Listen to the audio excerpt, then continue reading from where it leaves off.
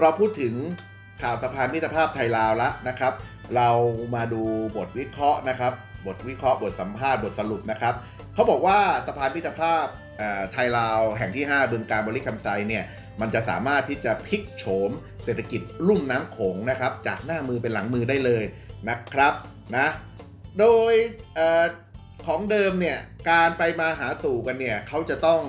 นั่งเรือข้ามฟากนะครับเขาก็จะเปลี่ยนมาเป็นถนนนะครับข้ามโขงมันจะสะดวกสบายมากขึ้นนะครับจากสะพานแห่งที่1หนองคายเวียงจันทร์ตอนนี้ก็มาสู่สะพานที่5แล้ว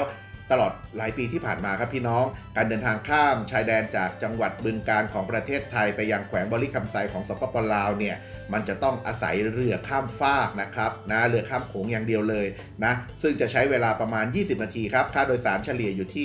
50-60 บาทถ้าเหมาก็ประมาณ 2,000 บาทครับพี่น้องแต่ถ้าใครอยากจะขับรถยนต์ส่วนตัวไปเนี่ยต้องอ้อมไกลมากๆเลยต้องขับไปสะพานมิตรภาพไทยลาวแห่งที่1ที่หนองคายข้ามไปนครหลวงเวียงจันทร์แล้วก็ต่อไปบริคำไซอีก150กิโลครับนะหรือไม่ก็ต้องใช้สะพาน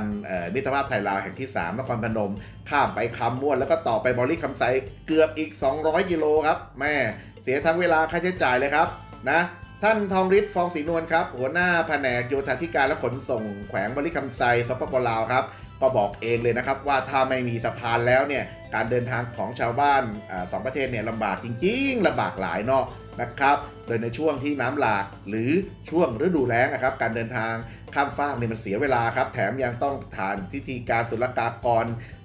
ในระดับที่เป็นเหมือนกับชั่วคราวอ่ะก็คือเขาไม่ได้เป็นด่านที่แบบถาวรที่แบบใหญ่เหมือนด่านสะพานอ่ะนะแต่หลายปีที่ผ่านมาเนี่ยครับพี่น้องสถานการณ์มันเปลี่ยนไปครับเพราะว่าตั้งแต่เมื่อสะพานมิตรภาพไทยลาวนะแห่งที่5ใกล้เสร็จการเดินทางด้วยรถยนต์จากฝั่งไทยถึงฝั่งลาวจะใช้เวลาแค่ไม่กี่นาทีครับนะก็สะดวกสบายมากขึ้นครับท่านสุริยะจึงรุ่งเรืองกิจรองนายกรัฐมนตรีและรัฐมนตรีว่าการกระทรวงคมนาคมครับก็เน้นย้ำนะครับว่านี่คือสะพานมิตรภาพแห่งที่5ที่จะเข้ามาเติมเต็มการเชื่อมโยงระหว่างไทยแล้วก็สปป.ลาวครับหลังจากที่มีสะพานมิตรภาพของไทยลาวแห่งที่4ก่อนหน้านี้แล้วโดยสะพานแห่งนี้ครับนะคาดว่าจะช่วยเพิ่มมูลค่าทางเศรษฐกิจได้ถึง 28,000 ล้านบาทครับนะพี่น้องแถมยังจะเชื่อมต่อไปยังเส้นทางโลจิสติกที่สำคัญรวมถึงท่าเรือน้ำลึกของเวียดนามได้อีกด้วยครับคาดว่าปริมาณการจราจรจะเพิ่มขึ้น 5% ต่อปีเลยครับโดยเฉพาะจังหวัดบึงกาฬที่ปลูกยางพาราเยอะๆเนี่ยนะครับนะจะส่งออกได้สะดวกมากยิ่งขึ้นนะและในอนาคตก็มีแผนที่จะส่งเสริมการท่องเที่ยวระหว่าง2ประเทศด้วยนะและที่น่าสนใจครับก็คือการเทคอนกรีตเชื่อมสะพานครั้งนี้เนี่ยเป็นการยืนยันเป้าหมายของทั้ง2ประเทศที่จะเปิดใช้งานสะพานอย่างเป็นทางการครับเพื่อเฉลิมฉลองครบรอบโอกาสนะไทยลาว75ปีครับสถาปนาความสัมพันธ์ทางการทูตด้วยกันครับพี่น้องสะพานแห่งที่5เนี่ยครับจะเชื่อมต่อกับทางหลวงหมายเลขตอง2นะครับอำเภอเมืองบึงกาฬของไทย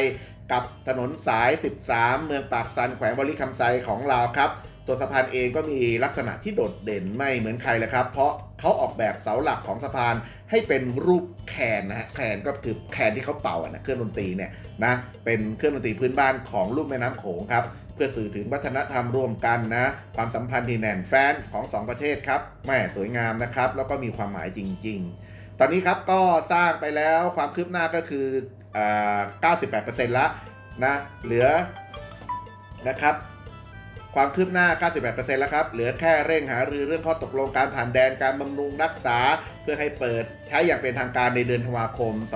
2568 นี่แหละครับซึ่งก็คาดว่าน่าจะเปิด2 ธันวา